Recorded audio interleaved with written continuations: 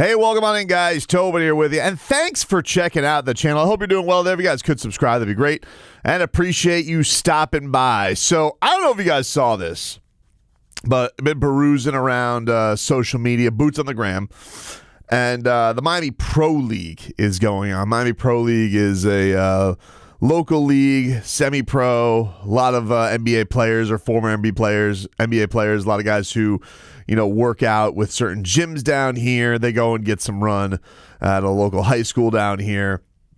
And a lot of times it will drag out, sometimes it'll drag out some big stars. I would say probably the most publicity it got was a couple of years ago when Donovan Mitchell was playing amidst the Heat rumors and people were chanting for him to come here. And Bam Adebayo was playing with the number 24, and we all started seeing Bam start dropping threes, and we're like excited about it. So, it's a fun thing. I think it's a fun thing. People get to go watch some NBA players in their summer. Maybe they don't get to get out to Heat games during the actual NBA season. But a lot of the times you'll have these former guys go who played for the Heat, local guys like Brandon Knight. I believe in this past week they had D'Angelo Russell play in the league. I believe that Zaire Wade, the Prince of Miami, had come and played in this last slew of games.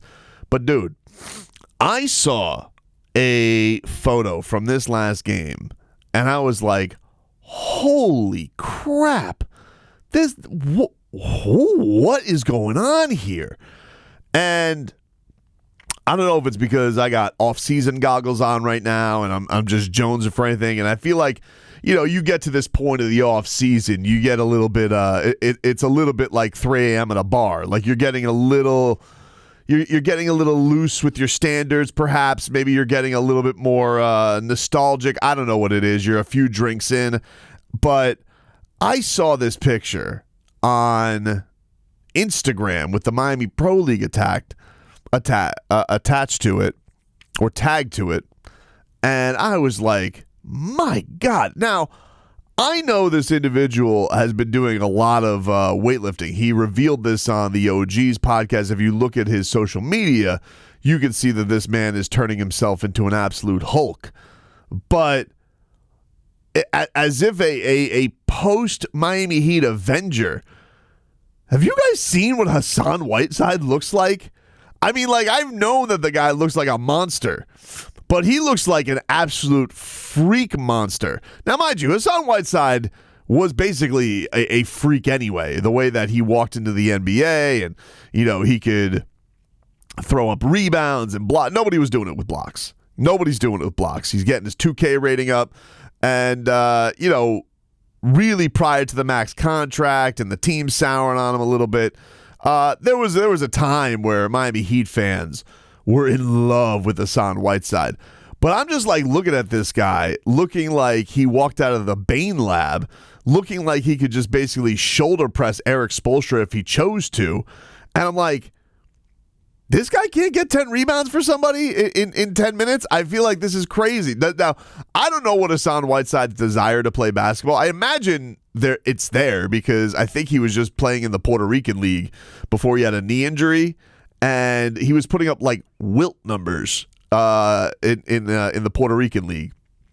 And I'm looking at the physicality. I'm looking at him playing in these smaller leagues. Now, obviously, it's not going back to Europe. He already did that. He probably is sick of making the overseas thing. Maybe he just wants to go play some competitive basketball. Again, I don't know what his desire is, but I was just like, maybe this is July 29th talking. Maybe this is, training camp still being months away talking.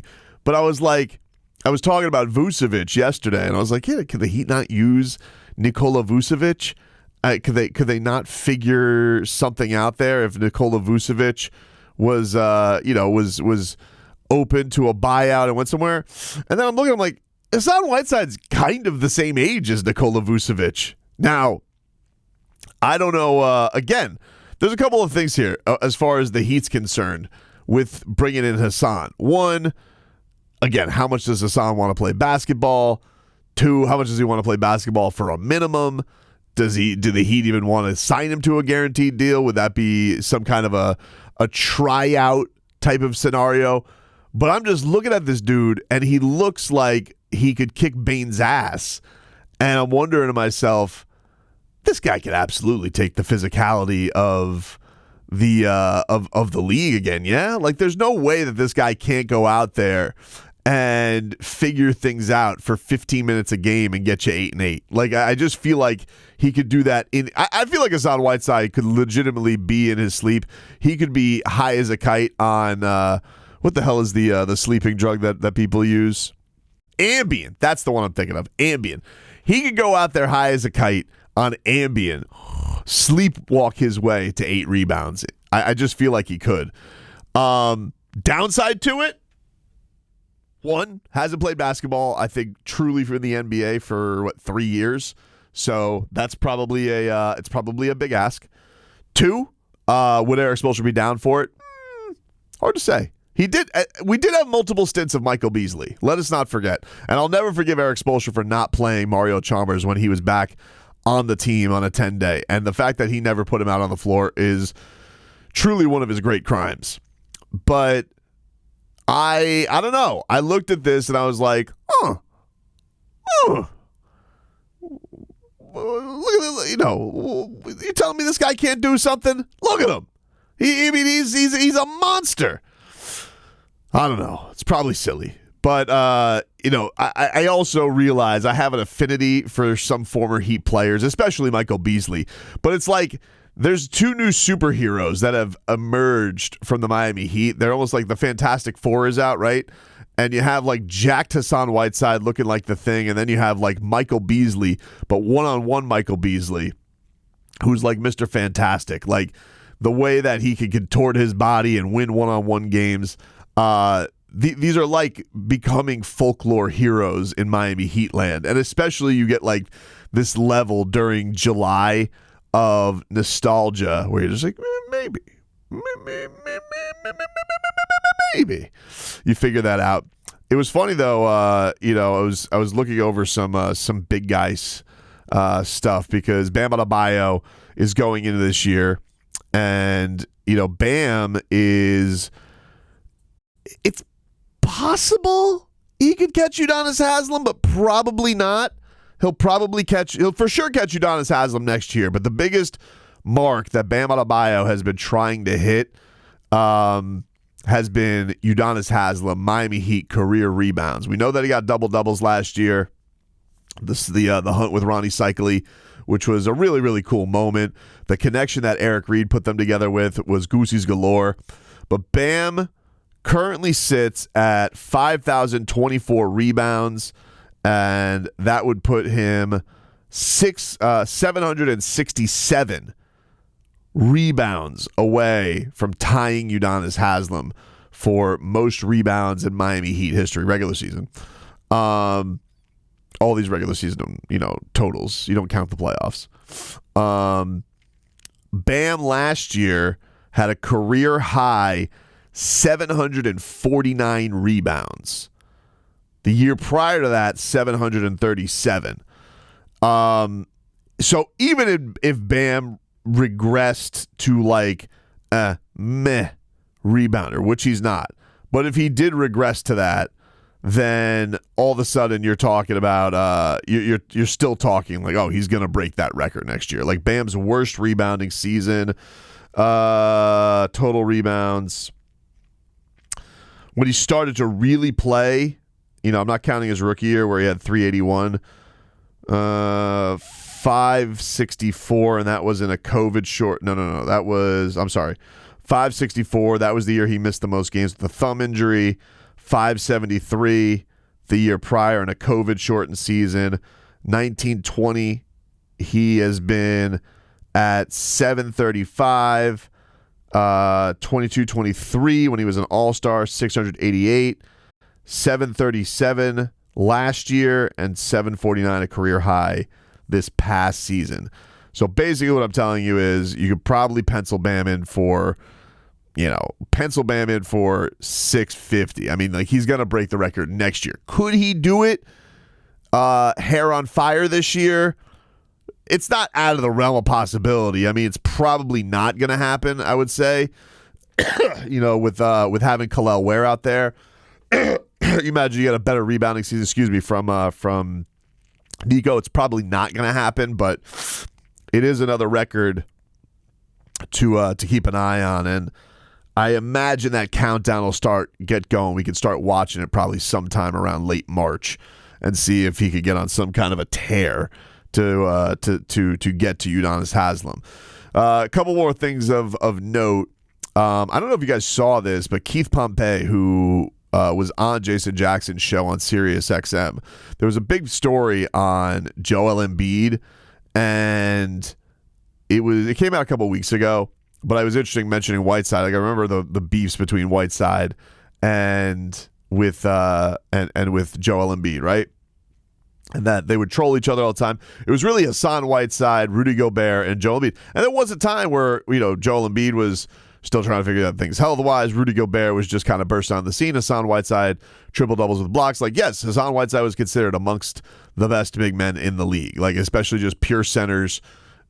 There was a time where he was in that conversation. That was a thing.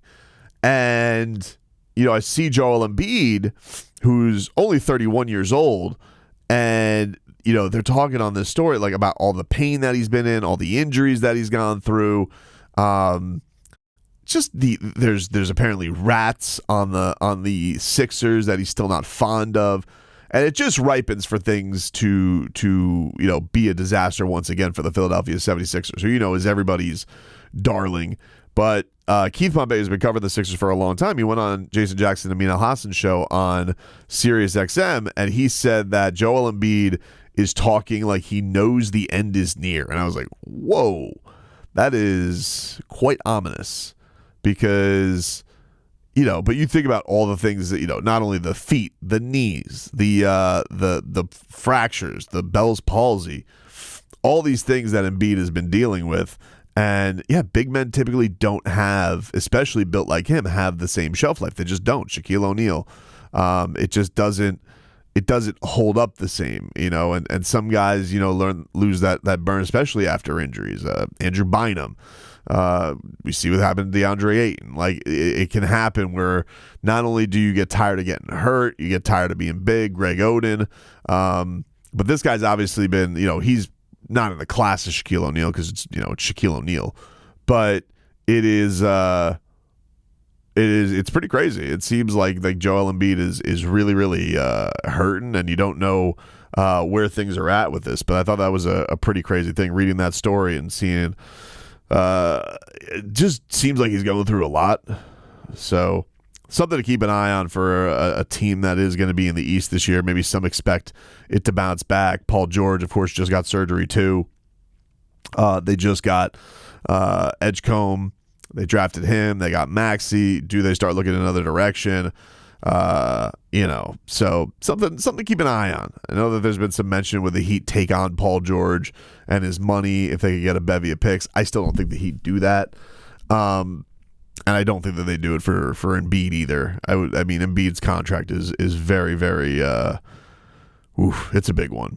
And then finally, there was a note from Mark Stein on Terry Rozier, and he kind of gave some details on the Terry Rozier Miami situation. And it said from Mark Stein's Steinline newsletter. And one more from Jake Fisher. Sources say Miami explored the feasibility of trading away veteran guard Terry Rozier this offseason. Jake says Miami weighed a Rozier for Smart swap. We know that. But it could not reach an organizational consensus on whether the trade was a clear upgrade. Smart ultimately secured a buyout with Washington and ultimately enabled him to sign with the Lakers as a free agent. I don't have a huge problem with this. Even if you think Marcus Smart is a better player than Terry Rozier, I think that the way the Heat probably looked at it is Marcus Smart, who is a guy that they have liked in the past. I think that what probably ended up happening is they're like, well, we bring him here. What happens if we don't want to play him? Like, is that for a guy that we respect, a guy that a lot of people respect? He, maybe has some other options. Maybe they talk to his agent and we're like, hey, what would you think about this? Would he be guaranteed a spot?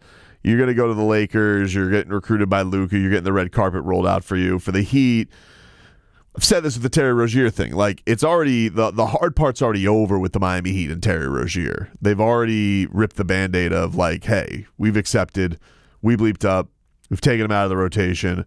And on the good end of it, maybe he has a huge bounce back and he's amazing. But on the bad end of it, you've already kind of gotten through the hard part. And so I think the Heat really are in a spot where they're like, well, the damage is kind of done on this trade.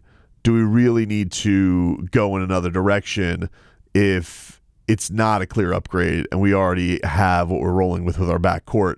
So I imagine that was probably what went into that, but it did seem like the Heat definitely snooped around trying to trade Terry Rozier.